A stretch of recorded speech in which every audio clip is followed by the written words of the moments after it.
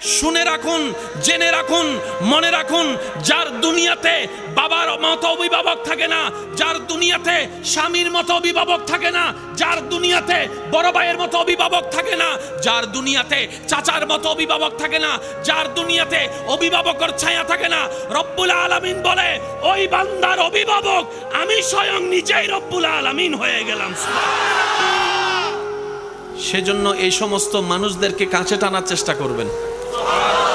যার দুনিয়াতে অভিভাবক নাই, আপনি বলবেন যে আমি আছি তোর সাথে, আল্লাহ পাক দেখবেন যে আপনাকে রহমত দিয়ে ভরপুর করে দিবে, আপনি কল্পনাও করতে পারবেন না। সুবহানাল্লাহ। ইমানদার ভাইরা আওয়াজ দিয়ে বলেন, আল্লাহ চাইলে পারে কি পারে না? আল্লাহ চাইলে দিতে পারে কি পারে না? পাথর থেকেও ফুল আমার রব্বুল আলামিন ফুটাতে চাইলে পারে কি পারে না? তো সমাজের এই সমস্ত দুষ্টু কালচারগুলো পরিবর্তন হওয়ার দরকার, চিন্তা ভাবনাগুলো পরিবর্তন হওয়ার দরকার। বরং আমি বলবো যার বাপ নাই তাড়াতাড়ি গিয়ে তার ছেলেকে বউ বানান, আর যাইয়া বলেন তোর বাপ নাই, কি হয়েছে রে মা, আজকে থেকে আমি তোর বাপ, আজকে থেকে আমি তোর বাপ। কারণ এতিমের মাথায় হাত বুলাই দেওয়া মানে রবের রহমতকে লুটে পুড়ে নেওয়ার ব্যবস্থা করা। রব্বুল আলামিন বলে যার দুনিয়াতে কেউ নাই, আমি রব তার সাথী হয়ে যাই। সুবহানাল্লাহ।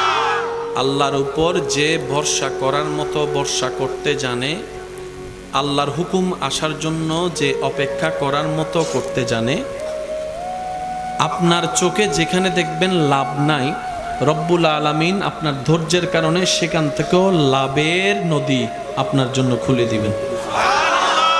সবসময় মাথায় রাখবেন, আপনার চোখে বলছে আমি লসে আছি, আপনার ব্রেনে বলছে আমি লসে আছি, কিন্তু আপনার ঈমান বলছে আমার আল্লাহ আছে। ওই বিশ্বাসটা, ঈমানটার কারণে আপনার ব্রেনটাকে মিথ্যা প্রমাণিত করে, আপনার চোখটাকে ভুল প্রমাণিত করে। রব্বুল আলামিন এমন জায়গা থেকে লাভের সন্ধান বের করে দিবে, কল্যাণের সন্ধান বের করে দিবে, শান্তির রাস্তা বের করে দিবে। যখন সামনে আসবে আপনি অবাক হওয়া ছাড়া দ্বিতীয় কোনো উপায় থাকবে না। তবে সেই জায়গায় একটা বড় চরম পরীক্ষা আপনার আমার দিতে হয়, যেখানে আমরা প্রায় সময় মানুষ ফেল করে ফেলি। সেটা হচ্ছে আমরা যদি সেই সময়টা আসে, আমাদের প্রধান কাজ হচ্ছে ডাইনে বামে না তাকিয়ে চোখটা বন্ধ করে রবের দরবারে সিজদা দিয়ে আগে শুকরিয়া আদায় করা। এই চালাকি, এই কাজটা, এই বুদ্ধিমানের কাজটা যদি আমরা করতে পারি, নিয়ামতের কোনো অভাব হবে না। আমাদের অভ্যাস হচ্ছে বিপদে পড়লে আল্লাহকে ডাকতে ডাকতে ডাকতে ডাকতে ডাকতে ডাকতে উড়াই ফেলি একদম, আর বিপদ কেটে গেলে আল্লাহর দরবারে শুকরিয়া করার কথাটা আর মনে। এই জায়গায় আমাদেরকে একটু শুধরাতে হবে। বিপদে ধৈর্যের মাধ্যমে আল্লাহকে স্মরণ করব, নিয়ামত পাওয়ার পরে শুকরিয়ার মাধ্যমে রব্বুল আলামিনকে স্মরণ করব। বলি সুবহানাল্লাহ। লা ইন শাকারতুম লা আযীদান্নাকুম, আয়াতটাও আপনার জন্য চলে আসবে, নিয়ামতটা চলে আসবে। আর ওদিকে সবর করার কারণে ওয়ালা নাবলুওয়ান্নাকুম বিশাইইন মিনাল খাউফি ওয়াল জুই ওয়া নাকসিন মিনাল আমওয়ালি ওয়াল আনফুসি ওয়াস সামারাত ওয়া বাশশিরিস সাবিরিন, ওই নিয়ামতও আপনার চলে আসবে। সুবহানাল্লাহ। মক্কার আশেপাশে যারা সন্তানের বাবারা আছে, বাচ্চা বড় হলে বেড়াইতে নিয়ে যায় না? বলেন না রে ভাই? এখন নবীর তো দুনিয়াবি বাবা নাই, বাবা তো চলে গেছে। মা আমেনা মন খারাপ করে আছে, ইস আমার সন্তানের বাবা যদি থাকতো, আজকে সেও তার বাবার সাথে একটু রাস্তায় ঘুরতে যেতে পারতো, মেলায় ঘুরতে যেতে পারতো, বিভিন্ন জায়গায় ঘুরতে যেতে পারতো। আল্লাহ পাক বলে, আমেনা তুমি মন ছোট করিও না, তুমি মন খারাপ করিও না, তুমি মন ছোট করিও না। দুনিয়ার অভিভাবকরা তাদের এই সন্তানদেরকে কোথায় নিয়ে যায়? বেশির থেকে বেশি পার্কে নিয়ে যায়, রাস্তায় নিয়ে যায়, আইসক্রিমের দোকানে নিয়ে যায়, কিংবা দুইটা চিপস কিনে দেয়। এতটুকুই তো করে। যাদের একটু টাকা বেশি আছে তারা না হয় লন্ডন নিয়ে যায়, আমেরিকায় নিয়ে যায়। আপনি মন খারাপ করছেন যে আপনার সন্তান বেড়াবে কিভাবে? আপনি টেনশন করিয়েন না। সময় যখন আসবে একদিন, তখন সুবহানাল্লাযী আসরা বিআবদিহি লাইলাম মিনাল মাসজিদিল হারামে ইলাল মাসজিদিল আকসা আকসা, একদিন একটা সময় আসবে আমি আপনার সন্তানকে মক্কা থেকে আকসা বোরাকের মতো বাহনে করে নিয়ে যাব, বোরাকের মতো বাহনে করে নিয়ে যাব। দুনিয়ার সেই বাবারা, দুনিয়ার অভিভাবকেরা সন্তানদেরকে যেখানে নিয়ে যায়, তাদের এই বাচ্চাদেরকে যেখানে নিয়ে যায়, অভিভাবক হয়ে বাচ্চাদেরকে ঘুরতে যে নিয়ে যায়, আপনার সন্তান সেটা পাবে না। আপনার সন্তান যেটা পাবে সেটা আর কেউ পাবে না। লামকানে গিয়ে আমি আল্লাহ ওনাকে মেরাজ করে বেড়াই আনবো। আল্লাহু আকবার। নবী কাদের নবী? সবাই ঘুরতে যায় এখানে, আল্লাহ নবীকে ঘুরতে নিছে ওইখানে। হয় না, হয় না। সবাই খেলে এটা দিয়ে ওইটা দিয়ে, বল দিয়ে, খেলনা দিয়ে, আর আপনার আমার নবী খেলে চাঁদ দিয়ে।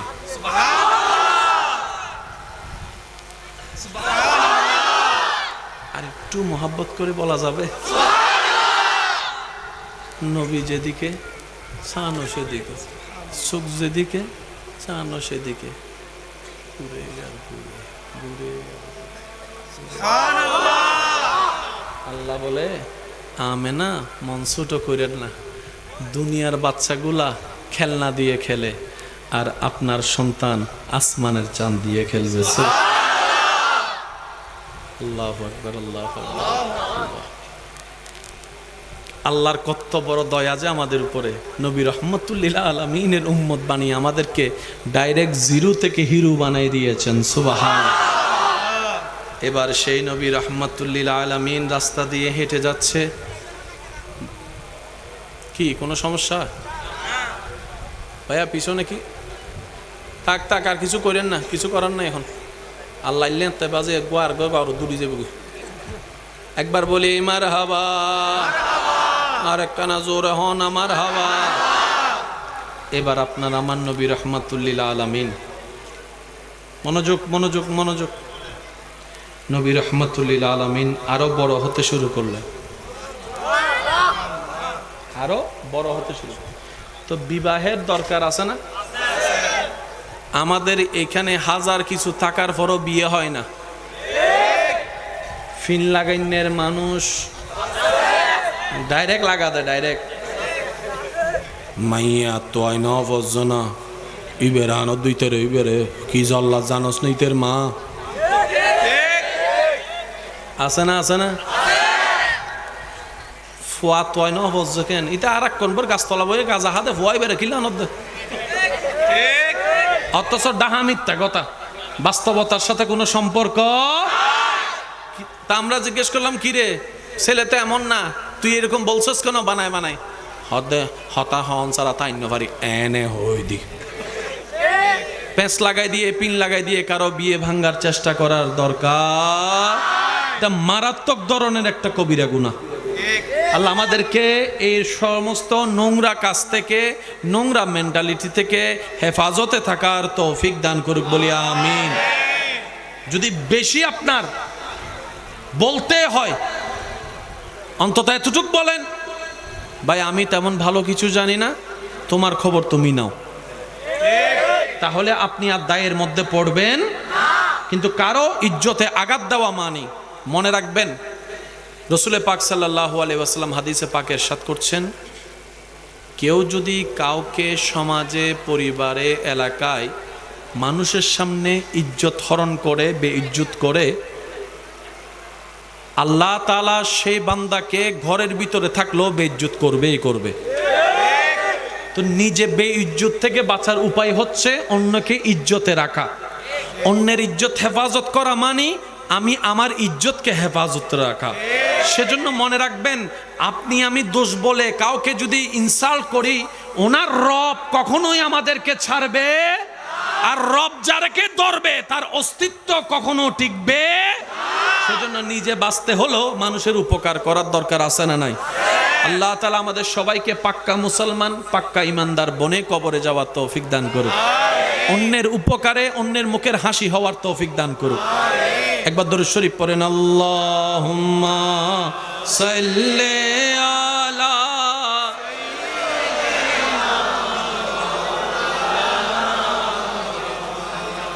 ওয়া আলা আলি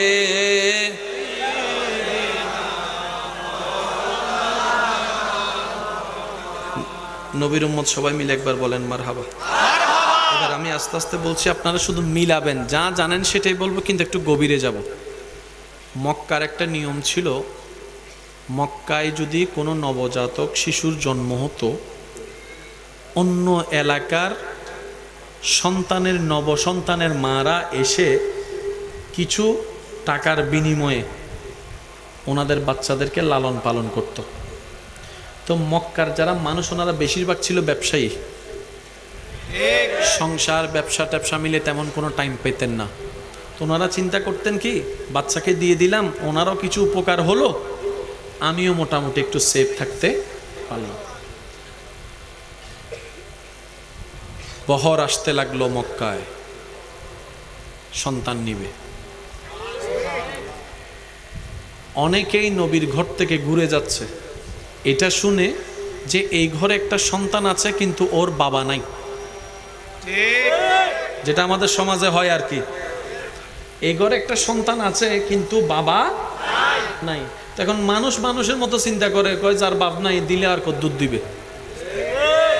ঘুরে ঘুরে চলে যাচ্ছে, অন্যগুলারে টাকাওয়ালা সন্তানগুলোকে নিয়ে নিয়ে সবাই চলে যাচ্ছে, নাই আর কেউ। এদিকে আছে হালিমা, একটু বুঝবেন এই জায়গায় পয়েন্ট, একটু বুঝবেন। হালিমা দুর্বল একটা বাহন নিয়ে এসেছিল, যেটা সবার পরে আসছে, উনি আস্তে আস্তে সবাই নিয়ে গেছে।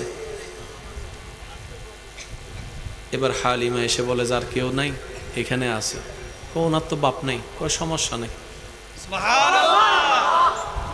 এবার হালিমা তো সাদিয়া যখন ওনার নবী রহমতুল্লিল আলামিনকে দেখলেন, কোলে নিলেন, জীবনতে অনেক সন্তানের চেহারা দেখছি, বাচ্চাদের চেহারাতে এমনি মায়া থাকবেই, স্বাভাবিক, সুন্দর তো হবেই, বাচ্চা তো বাচ্চাই, বাচ্চাদের কোনো এত রং নাই। মা হালিমা তো সাদিয়া যখন নবীর চেহারা দেখলেন, নবীজির দিকে তাকিয়ে যখন মা হালিমা অপলক নয়নে তাকিয়ে আছে, মুগ্ধ নয়নে, এত সুন্দর চেহারা, নবীজি হালিমা তো সাদিয়ার দিকে তাকিয়ে একটা মুস্কি হাসি দিয়েছে। এবার মুস্কি যখন হাসি দিছে, হালিমা তো সাদিয়া বলে যে লাভ হোক লস হোক, সবসময় লাভের চিন্তা করার দরকার নাই, আমার এটারে লাগবে। তো অনেকে বলে ওরা ওরা ওরা নবীকে নেয় নাই, আমি শ্রদ্ধার সাথে বলি, বেয়াদবি মাফ করবেন, ওরা ওরা ওরা নবীকে নেয় নাই না, নবী ওদের কাছে যায় নাই।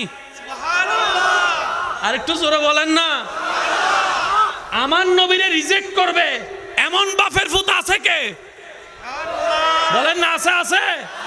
আমার নবীকে রিজেক্ট করবে, আপনার নবীকে রিজেক্ট করবে, আল্লাহর হাবিবকে রিজেক্ট করবে, সৃষ্টি জগতে এমন বাপের ফুত তারা নেয় নাই না, আমাদের নবী তাদের কাছে যায় নাই। যাওয়া না যাওয়া কার হুকুম? তারা নিবে কিভাবে? আল্লাহ তো ব্যবস্থা করে রেখেছেন, নবী হালিমার ঘরে যাবে, তারা জোর করলেও তো নিতে পারবে। সবাই জানেন, শুধু একটু স্মরণ করিয়ে দিচ্ছি। এবার উনি বলে যে লাভ লস যা হওয়ার হোক, ওনারা লাগবে, আমি গ্রহণ করলাম। এবার আপনার আমার নবীকে নিয়ে সেই দুর্বল বাহনে উঠলেন মা হালিমা। হালিমা যখন সেই দুর্বল বাহনে উঠলেন, যেটার দুর্বলতার কারণে সবার পিছনে উনি মক্কায় এসেছেন, বাস্তবতা এখন উল্টাই গেল, সবাইকে পিছনে ফেলে উনি আগেই সেই গন্তব্যে পৌঁছায় গিয়েছেন। সুবহানাল্লাহ। মা হালিমা তো সাদিয়া পৌঁছানোর অনেক দিন অনেকক্ষণ পরে ওই কাফেলে এসে যখন মা হালিমাকে দেখে, কিরে হালিমা তুমি নিজে দুর্বল, তোমার বাহন দুর্বল, তোমার ঠেললো ঠেলা যায় না বাহনটা, আমাদের আগে পৌঁছালে কিভাবে? হালিমা বলে এত কিছু জানি না, এত কিছু জানি না। ওনারে কোলে নেওয়ার পর থেকে আমার সাথে এমন এমন কিছু হচ্ছে, মনে হয় যেন আমি স্বপ্ন দেখছি, বাস্তব মনে হচ্ছে না, সবকিছু অলৌকিক হওয়া শুরু করেছে, অলৌকিক হওয়া শুরু করেছে। আমি যখন এই উনাকে নিয়ে আমি যখন বাহনে উঠলাম, ওনাকে নিয়ে যখন আমি বাহনে উঠলাম, আমার বাহনের কি হয়েছে আমি জানি না। আমি দেখছি 10 মাইলের পথ 1 মাইলে শেষ হয়ে যাচ্ছে।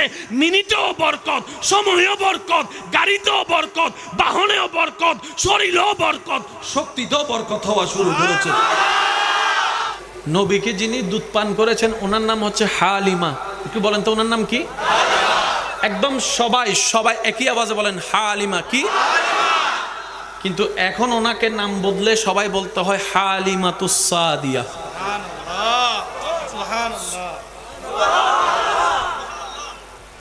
ঘরের সামনে গাছ টাছ তাহে না, বড়ই গাছ টাছ তাহে না, যদিও অন্য কেউ ফাইতাম নদীদেরই এবারও গাছ তুই গাবার আছে না। মা হালিমার ঘরের সামনে একটা ফলের গাছ ছিল, যে গাছটার মধ্যে জানেই নেই, ধরতে গেলে ধরেন না, মানে ফল টল কিচ্ছু নাই। নবীকে নিয়ে গেলেন, সকালবেলা ঘুম থেকে উঠে দেখে গাছ সতেজ, ফল ভরপুর, ফল ভরপুর, ফল ভরপুর। মা হালিমা অবাক হয়ে তাকায় এলেন, কিরে আমি কার ঘরে চলে আসলাম? এটা তো আমার ঘরের গাছ না। আমার ঘরের গাছটাকে তো আমি অনেক দিন ধরে দেখতেছি, শক্তিই নাই। আজকে তো দেখি পাতা সবুজ হয়ে আছে, ফলও ধরে বসে আছে, ব্যাপার তো কিছু মিলে না, হিসাব তো মিল খুঁজে পাই না। অবাক হয়ে সামনে গেলেন, উনি দেখলেন ওই যে আপনার ছাগলের দুধের ভিতরে, যেখানে দুধের মধ্যে কোনো কানেকশন নাই, ছাগলের দুধ নাই, ওলানের মধ্যে কোনো দুধ নাই, রোগাক্রান্ত ছাগল, সে ছাগলের ওলানে দেখা যায় দুধ থই থই অবস্থা, ভরপুর হয়ে আছে, ভরপুর হয়ে আছে। উনি আগাও বুঝতে পারছে না, মাথাও বুঝতে পারছে না। দেখে যেটা মা হালিমা সাইদল্লেই স্বর্ণ হয়ে যাচ্ছে, স্বর্ণ হওয়া শুরু করেছে। উনি অবাক অবাক হয়ে আলেন। তখন একজনে, দুইজনে, তিনজনে খবর ছড়াতে ছড়াতে সব জায়গায় খবর ছড়াতে থাকে, হালিমার তো তকদির পাল্টে গেছে, কি হয়েছে জানি না, গাছের মধ্যেও ফল ভরপুর হয়ে আছে, আপনার গরু ছাগলের ওলানের মধ্যেও দুধ ভরপুর হয়ে আছে। হালিমার আর দরে কেড়ে সবাই এসে হালিমার কানে কানে জিজ্ঞেস করে, ও হালিমা পাইছো কি বলো না, পাইছো কি বলো না। হালিমা বলে এত কিছু জানি না, উনি যে দিন থেকে আমার ঘরে কদম রাখছে। নবীর উম্মতের আওয়াজ আর একটু বড় হয়। উনি যে দিন থেকে আমার ঘরে কদম রাখছে, সব চেঞ্জ, সব চেঞ্জ। আর একটু জোরে। আশেপাশের যারা সিএডি অফিসার, ওনারা মা হালিমার উপর অবজারভেশন শুরু হয়ে করে দিয়েছে। গোপনে গোপনে দেখে এদিকে সূর্য ডুবেছে, চতুর্দিকে অন্ধকার হয়েছে, ডানে অন্ধকার, বামে অন্ধকার, সামনে অন্ধকার, পিছনে অন্ধকার। মা হালিমার ঘর থেকে কেমন জানি একটা সুন্দর আলো বের হওয়া শুরু করেছে, সুন্দর আলো বের হওয়া শুরু করেছে। পরের দিন সকালে অনেকেই গিয়ে মা হালিমাকে জিজ্ঞেস করে, ও হালিমা কোন লাইট ইউজ করো, কোন বাতি ইউজ করো? সারা রাত দেখলাম চতুর্দিকে অন্ধকার, তোমার ঘর থেকে একটা আলো বের হলো, কিন্তু আলোটা দেখে দূর থেকে দেখলে তো বোঝা যায় হারিকেনের আলো কেমন হয়, মোমবাতির আলো কেমন হয়, এনার্জি বাল্বের আলো কেমন হয়, হ্যালোজিনের আলো কেমন হয়, পার্থক্যটা মোটামুটি তো বুঝি। কিন্তু এই আলোটা তো কোনো আলোর মতোই লাগলো না, না হারিকেনের মতো, না মোমবাতির মতো। আলোটা তো আলো ছিল, কিন্তু চমৎকার আলো ছিল। কোন জায়গার থেকে এই লাইট পাইলা? মা হালিমা বলে যে আমি কিচ্ছু জানি না, ওনার ঘরে আনার পর থেকে আমার ঘর আর অন্ধকার হয় না, আমার ঘর আর অন্ধকার হয় না। এবার যারাই নেয় নাই, যারা আপনার আমার নবীকে নেয় নাই, তখন নেয় নাই বলছে, নেয় নাই, যায় নাই। এবার তারা এসে হালিমার বলে, হালিমা টাকা কিছু বাড়াই দেব আমার, সম্পদ দরকার হলে কিছু বিক্রি করে হইলেও দিব, এটা আমাকে দাও। আরেকজনে বলে যে পাহাড় দুইটা লেখা দিব, এটা আমাকে দাও। আরেকজনে বলে যে আমি ওটের পাল তোমারে দিয়ে দিব, এটা আমাকে দাও। হালিমা বলে জান চলে যেতে পারে, আমি দিতে পারবো না, আমি দিতে পারবো না, আমি দিতে পারবো না। কারণ তোমরা সমস্ত বাচ্চার সাথে দুধ খাওয়ানোর দায়িত্ব নিয়েছো টাকার লেনদেনের কারণে। আমি হালিমা টাকার লেনদেন আগের গুলার সাথে করেছি, এর সাথে আমার টাকার লেনদেন হয় নাই, দিলের লেনদেন হয়ে গেছে, দিলের লেনদেন হয়ে গিয়েছে। কারণ আমি দেখেছি আমার দুই স্তনের মধ্যে এই মোহাম্মদ জীবনে কোনোদিন দুইটা খাই নাই, একসাথে দুইটা খাই নাই, একটা খেয়ে আরেকটা রেখে দিয়েছে আমার ছেলের জন্য। নিজের চাইতে পড়ার কথা উনি বেশি চিন্তা করে। নবী বলে আপনি আমাকে এত আদর করলেন, আপনি আমাকে এত কাছে টানলেন, আপনি আমাকে লেনদেনবিহীন ভালোবাসলেন, আপনি আমাকে বুকে জায়গা দিয়েছেন। আমি নবী আসব, আপনি লসে থাকবেন, তা তো হতে পারে না। আল্লাহ পাক বলে, হালিমা তুমি আমার নবীকে আপন করেছো, সম্মান করেছো, মায়া করেছো, মহাব্বত করেছো, নিজের করে রেখেছো, জায়গা তুমি নিজের বুকে স্থান দিয়েছো, নবীর সেবা করেছো। আমি আল্লাহ এমন ভাবে ব্যবস্থা করে দিলাম, সেই দিন মক্কায় আসা কারো নাম পৃথিবীবাসী জানবে না, কিন্তু তুমি হালিমার নাম কিয়ামত পর্যন্ত আমার বান্দারা সম্মানের সাথে স্মরণ করবে। আর কারো নাম জানা, ওই দিন যে মক্কায় আসছিল আর কারো নাম জানা, কিন্তু এখনো এখানকার মানুষ জানে মা হালিমাতুস। একটু জোরে বলে মা হালিমাতুস, মা হালিমাতুস। শুধু তা না, অনেকে নিজের মেয়ের নামও হালিমা রাখে। সুবহানাল্লাহ, হন যাবো না? অনেকে নিজের বোনের নাম হালিমা রাখে। কিরে হালিমা এটা কে? বলে যে নবীর দুগ্ধ মাতা।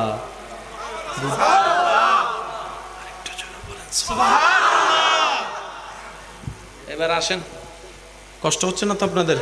আমরা প্রায় শেষের দিকে, একটু মনোযোগ দিবেন। নবীজি যখন আস্তে আস্তে হাঁটা শুরু করলেন,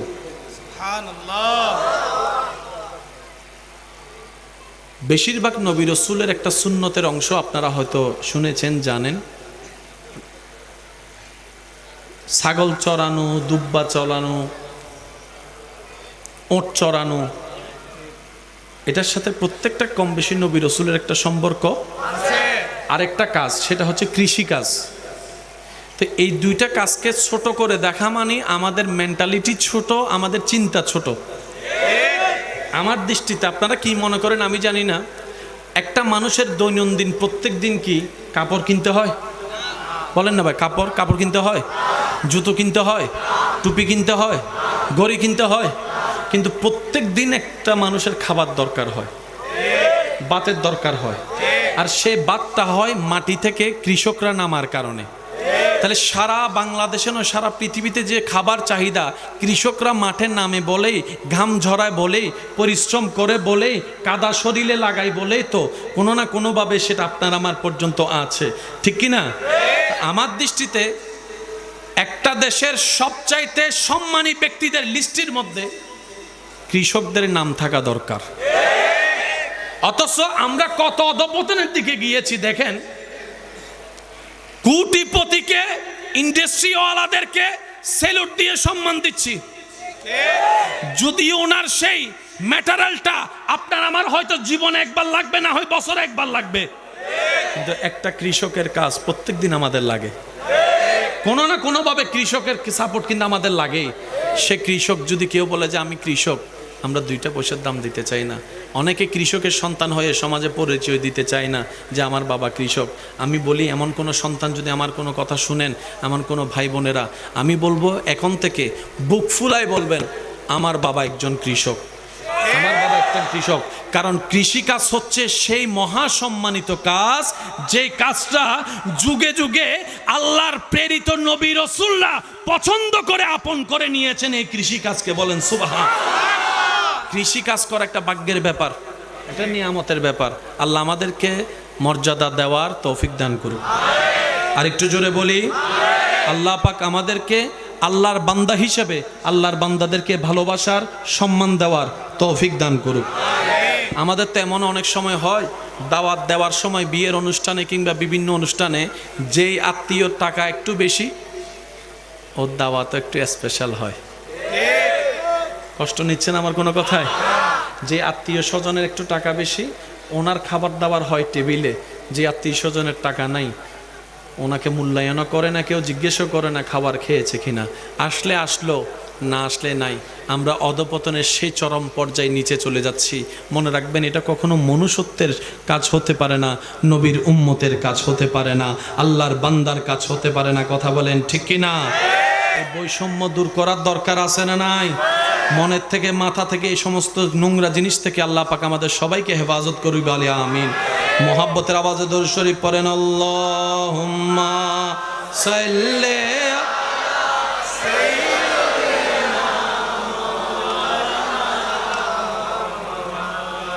ওয়া আলা আলি।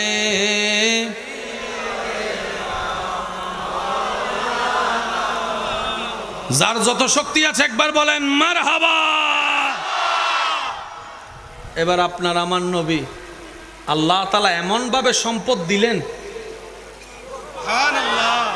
একটু বুঝবেন, নবীকে আল্লাহ এমন ভাবে সম্পদ দিলেন, বড় বড় সম্পদওয়ালা পর্যন্ত নবীর সামনে এসে, একটু জোরে বলি না, বড় বড় শত্রু পর্যন্ত নবীর সামনে এসে চোখে চোখ রেখে কথা বলতে পারে না, অন্যদিকে তাকাই থাকতে হয়। সুবহানাল্লাহ।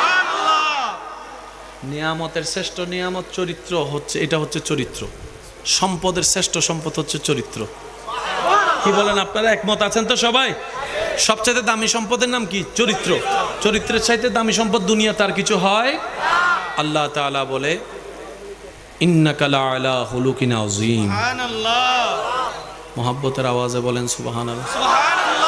আপনি আমি ভোটার আইডি কার্ড বানাইতে গেলে, পাসপোর্ট বানাইতে গেলে ওই এলাকার যে কোনো একজন সরকারি প্রতিনিধির কাছ থেকে একটা চরিত্রের সার্টিফিকেট নিতে হয়।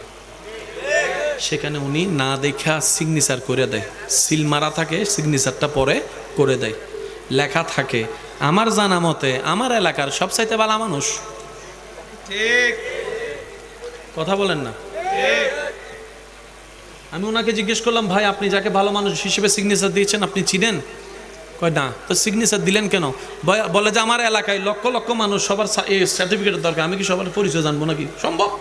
অসম্ভব, সেজন্য সাইন করে দিই। কথা বলেন ঠিক কিনা? যার চরিত্রের সার্টিফিকেট দিয়েছেন স্বয়ং রব্বুল আলামিন, তিনি হচ্ছেন আপনার আমার নবী রাহমাতুল লিল উসওয়াতুন হাসানা। কোরআন যার চরিত্রের কথা বলেছে তিনি আপনার আমার নবী রাহমাতুল লিল আলামিন। ইন্নাকা লাআলা খুলুকিন আযীম বলে রব্বুল আলামিন যার চরিত্র মুবারকের সার্টিফিকেট দিয়েছেন তিনি আপনার আমার নবী রাহমাতুল লিল আলামিন।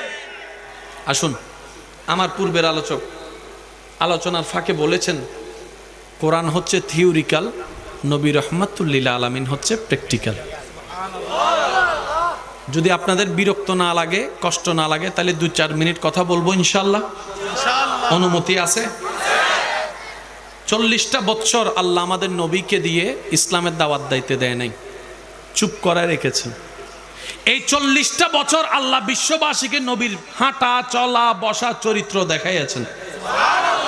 40টা বছর পরে যখন সবাই বলল, সবাই মিথ্যা কথা বলল, আমরা মানতে পারি আব্দুল্লাহর ছেলে কখনো মিথ্যা বলতে পারে না, এই কথা যখন তারা বলা শুরু করলো তখনই আল্লাহ পাক বললেন, নবী এবার আপনি বলেন এক আল্লাহ ছাড়া কোনো মাবুদ নাই, দেখি কয়জনে মানে। এতক্ষণ কিন্তু বলাই নাই। যখন সবাই বলছে আব্দুল্লাহর ছেলে মিথ্যা বলবে না, আল্লাহ পাক বলে যে এখন বলেন। আল্লাহ কি বলবো? রবে বলে যে এক আল্লাহ ছাড়া কোনো মাবুদ নাই, এই কথা যারা বলবে তারাই পাশ হয়ে যাবে, আপনি এই কথা বলেন। এবার নবী সবাইকে ডেকে বললেন, ইয়া আইয়ুহান নাস, হে মানব জাতি, তোরা তো বলেছস আমার মতো সত্যবাদী এলাকায় আর কেউ নাই। কয় হ্যাঁ, চোখ বন্ধ করে। এবার নবী বলে যে আমি যদি বলি পাহাড়ের পিছ থেকে একটা দল আসতেছে, তোমরা কি মানবা? বলে যে আপনি বললে আমরা না দেখেও মানবো, কারণ আমরা জানি সবাই মিথ্যা বললো, আপনি জীবনে কোনোদিন মিথ্যা বলবেন না। কয় এতটুক বিশ্বাস করো? বলে যে হ্যাঁ। এতটুক মানো? বলে যে হ্যাঁ। তাহলে আমি একটা কথা বলি, শুনবা? বলে যে বলেন। এবার নবী বললেন, ইয়া আইয়ুহান নাস কুলু লা ইলাহা ইল্লাল্লাহ, এক আল্লাহ ছাড়া কোনো মাবুদ নাই, এক আল্লাহ ছাড়া কোনো প্রভু নাই, এক আল্লাহ ছাড়া কোনো স্রষ্টা নাই, এক আল্লাহ ছাড়া কোনো রিজিকদাতা নাই, এক আল্লাহ ছাড়া কোনো রহমান নাই, এক আল্লাহ ছাড়া কোনো রহিম নাই, এক আল্লাহ ছাড়া কোনো জ্ঞানদাতা নাই, এক আল্লাহ ছাড়া কোনো রিজিকদাতা নাই, এক আল্লাহ ছাড়া কোনো হায়াতদাতা নাই, এক আল্লাহ ছাড়া কোনো মওতদাতা নাই, এক আল্লাহ ছাড়া কোনো ইজ্জতদাতা নাই, এক আল্লাহ ছাড়া কোনো সম্পদদাতা নাই, এক আল্লাহ ছাড়া কোনো স্রষ্টাই নাই। সুবহানাল্লাহ। এইবার বিরোধিতা করা শুরু করছে। যারা বিরোধিতা করার তারা বিরোধিতা করা শুরু করছে। তো এখান থেকে আমরা কি বুঝতে পেলাম? আমাদের সমাজেও কিছু মানুষ আছে বিচার যা করার করেন সব মানি, কিন্তু ওই তাল গাছ এটা আমার। কিছু ইল্লা আছে না নাই? আছে না নাই? বিচার যা করার করেন, কিন্তু তাল গাছ বলেন না ভাই, তাল গাছ অর্থাৎ তুমি যা বলার বলো, আমি মানতে পারবো, কারণ মানিলে তো ব্যবসা বন্ধ হয়ে যাবে। মাথা কারো জোর হ না, হতাই মানি লইলে ব্যবসা কি যাব, বন্ধ হয়ে যাব, আর ব্যবসা চলতো না। কথা কি বুঝতে পেরেছেন? এবারে নবী যখন এক আল্লাহর কথা বলল, দুই দল হয়ে গেল, এক দল মাননেওয়ালা আর এক দল না মাননেওয়ালা। যারা মাননেওয়ালা হয়েছেন ওনারা মুমিন মুসলমান হয়ে গিয়েছেন। সুবহানাল্লাহ। আর একটু জোরে বলি না সুবহানাল্লাহ। এবার মাইকের আওয়াজ যতটুকু যাচ্ছে আমি শ্রদ্ধার সাথে বলি, আমার ভাইয়েরা শুনে রাখবেন, বুঝে রাখবেন, কথাটা মনে রাখার চেষ্টা করবেন, পারিবারিক এবং সামাজিকভাবে কথাটা অ্যাপ্লাই করার চেষ্টা করবেন। আল্লাহর রসুলের মাধ্যমে আল্লাহ আমাদেরকে যে রাস্তা দেখিয়েছেন, এর চাইতে কোনো উত্তম রাস্তা হতে পারে না।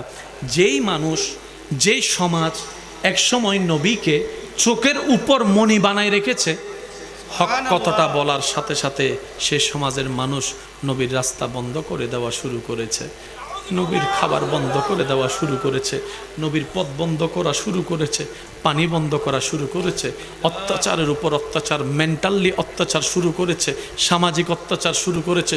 শুধু তাই নয় রে ভাই, শুধু তাই নয়, তারা এমন পর্যায়ে চলে গিয়েছে যে মুহাম্মদ সাল্লাল্লাহু আলাইহি ওয়াসাল্লাম, এই মুহাম্মদের সাথে যে কথা বলবে তাকেও আমরা সামাজিকভাবে বয়কট করব। মুহাম্মদের সাথে যে লেনদেন করবে আমরা তাকে সামাজিকভাবে বয়কট করব। মুহাম্মদকে যে বাজার দিবে আমরা তার দোকানকে সামাজিকভাবে বয়কট করব। এইভাবে অত্যাচার শুরু করেছে।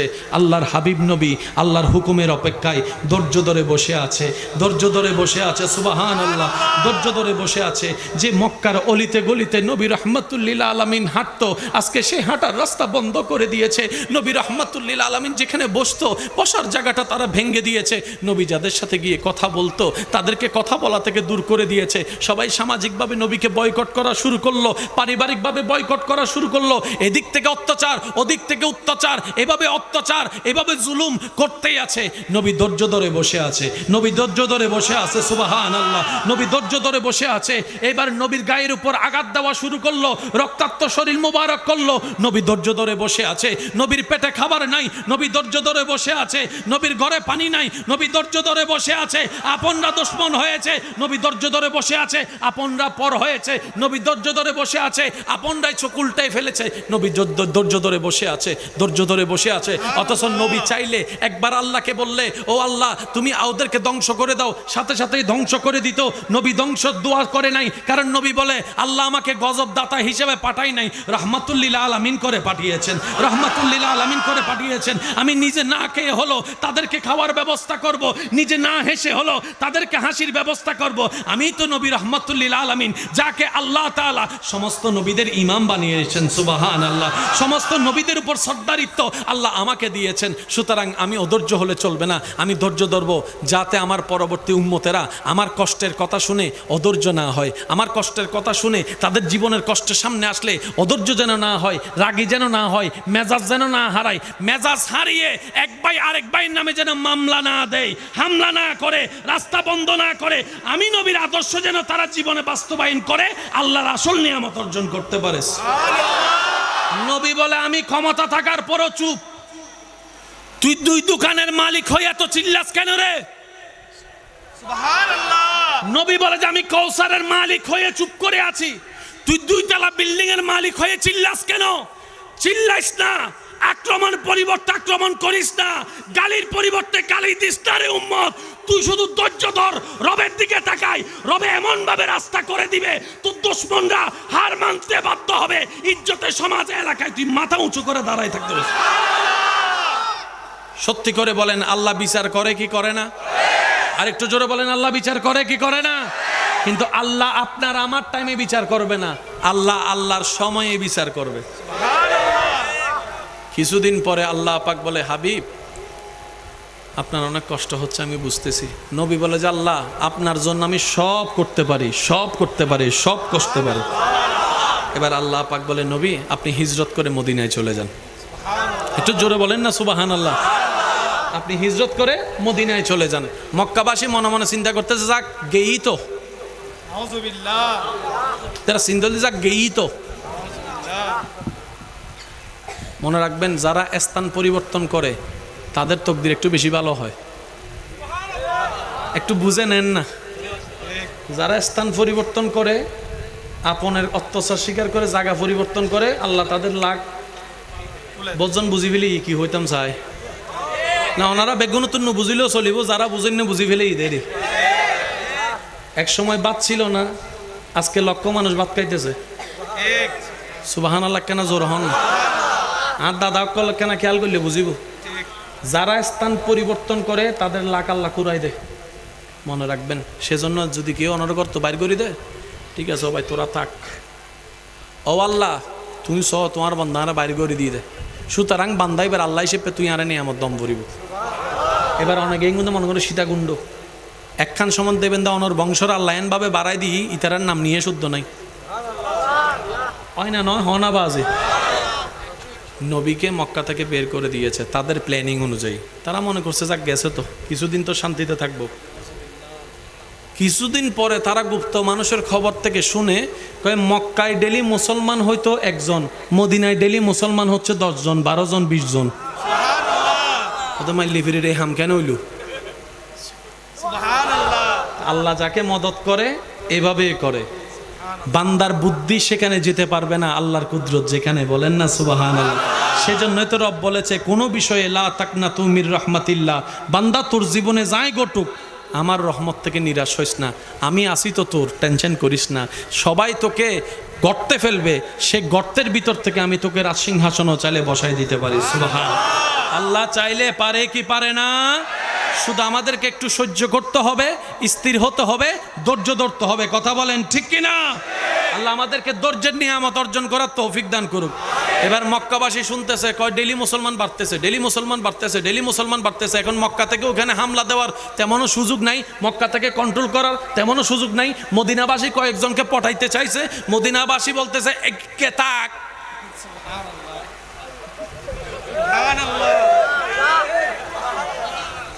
ফ্রি ফ্রি জিনিস পেলে দাম নতা হে, ফ্রি ফ্রি জিনিস পেলে দাম থাকে না। আল্লাহ তোদেরকে নিজের হাবিবকে ফ্রি ফ্রি মক্কায় দান করছে, তোরা দাম দিতে জানোস নাই। এখন আমরা মদিনাবাসী পেয়েছি, আমরা তোদেরকে আর দিব না, আর দিব না।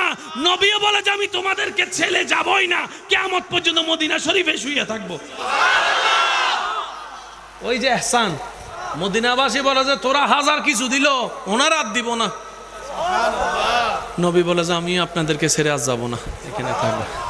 আজকে মদিনাতুল মুনাওয়ারা, ইয়াসিব নামে তুমি ছিলে অলক্ষণের দেশ, কতই মারাত্মক না ছিল তোমার পরিবেশ, নবীর ছোঁয়ায় হলে তুমি শাহে মদিনা, সব ভুলিব কিন্তু তোমায়। সেই নবী বলে উম্মত তোমরা যখন নামাজ পড়ো, আমি নবী সেই দৃশ্য দেখে মনটা শীতল হয়ে যায়। তোমরা যখন নামাজে দাঁড়াও, হাজার ব্যস্ততার ভিতরে রবকে স্মরণ রাখো, আমি নবী সেটা দেখে আমার চোখ শীতল হয়ে যায়। সেজন্য নামাজের দরকার আছে না নাই? আমি অনুরোধ করব, ব্যস্ততা সবার ছিল, আছে, থাকবে, কিন্তু হায়াত তো থেমে থাকবে না। একদিন তো কবরে যেতে হবে। এই নামাজ, অজু হাসরের ময়দানে আলো দিবে, নামাজ কবরও আলো দিবে, হাসরও আলো দিবে। আমি বলবো ব্যস্ততা সবার আছে, ছিল, থাকবে। ফাঁকে ফাঁকে 5 ওয়াক্তের ভিতরে আপনি যতটুকু পারেন, যদি আপনি সাপ্তাহিক নামাজি হন, অন্য নামাজগুলো যদি পড়ার অভ্যাস না থাকে, 1 ওয়াক্ত থেকে শুরু করেন, আসরের ওয়াক্ত দিয়ে শুরু করেন, 1 সপ্তাহ পড়েন। আমার ঈমান বলে পরের সপ্তাহে হয়তো আপনি 2 ওয়াক্ত 3 ওয়াক্ত হয়ে যেতে পারেন। মন ছোট করার কোনো দরকার, কারো দোষ ধরার দরকার, কারো ভুল ধরার দরকার, কারোর পিঠ পিছে কথা বলার দরকার। এই মুখটাকে যত পারি বন্ধ রাখবো, দিলটাকে ভালোবাসার উন্মুক্ত করে দিব। কার উপকার করব, মনে রাখবেন, কার উপকার করব? আপনের উপকার করাটা বাহাদুরি নয়, ঠিক মনে রাখবেন। এটা বন্ধুর উপকার করা, কাছের মানুষের উপকার করা, তার যার থেকে উপকার ব্যাক পাবো তার উপকার করাটা বাহাদুরির বিষয় নয়। উপকার করে দেখান, আপনার দুশমনের উপকার করে দেখান। যে বাদ দেয় নাই আপনাকে তারে বাদ দিয়ে দেখান। যে বদনাম করেছে তার প্রশংসা করে দেখান। যে আপনার রাস্তা বন্ধ করেছে তাকে ঘরের সামনে রাস্তা দিয়ে হাঁটার সুযোগ করে দেন। এটাই হবে উত্তরে উত্তর, উপকারে উপকার, দয়া পাওয়ার রাস্তা। বলেন সুবহানাল্লাহ। নবী রহমাতুল্লিল আলামিন মক্কায় এসে সর্বপ্রথম কথা এটাই বলছে, আমাকে হামলা করছো তারা কোথায়? আমার ঘর ভাঙছো তারা কোথায়? আমারে গালি দিছিল যে ওগুলা কই? আমার মারতে চাইছো ওগুলা কই? আমার পিঠের উপর উজুরি তুলে দিছিল যে ওগুলা কই? আমার পানি বন্ধ করে দিছিল ওগুলা কই? আমার পিছনে পিঠ পিছে বদনাম করছো তোমরা কোথায়? সবাই তো ভয়ে পালাই গেছে, কারণ যাওয়ার সময় নবী যে একা ছিল তাদের ধারণা, আসার সময় 10,000-এর বেশি সাহাবা। এখন বলে যে রেহাই পাবো না, জোরের মন পুলিশ পুলিশ, সবাই পালাই গেছে। সবাইকে অবাক করে সবার মনের ধারণা নবী এবার আমাদেরকে প্রতিশোধ নিবে, মেরে ফেলবে। যে যার মতো ধারণা করে, যে যেমন ধারণা করেও তেমন, এটাই তো বাস্তবতা। সবাইকে অবাক করে নবী রহমাতুল্লিল আলামিন মক্কায় কাবার সামনে দাঁড়ায় বলে, আমাকে আঘাতদাতারা কোথায়? আমাকে হামলাকারী কোথায়? আমার ভাত বন্ধ করে, আমার খাবার বন্ধ করে এরা কোথায়? শুনো শুনো শুনো, আমি সবাইকে নবী রহমাতুল্লিল আলামিন, আমি নবী রহমাতুল্লিল আলামিন সবাইকে ক্ষমা করে দিলাম, সবাইকে ক্ষমা করে দিলাম, সবাইকে ক্ষমা করে দিলাম। যে গালি দিছে তাকেও মাফ, যে মারতে চাইছে তাকেও মাফ, যে পাথর মারছে তাকেও মাফ, যে খাবার বন্ধ করছে তাকেও মাফ। আমি নবী যাও, তোমরা সবাইকে মাফ করে দিলাম, টেনশন করার দরকার নাই। আগে যেরকম মক্কায় ছিলা এখনো সেইভাবে থাকতে পারবা।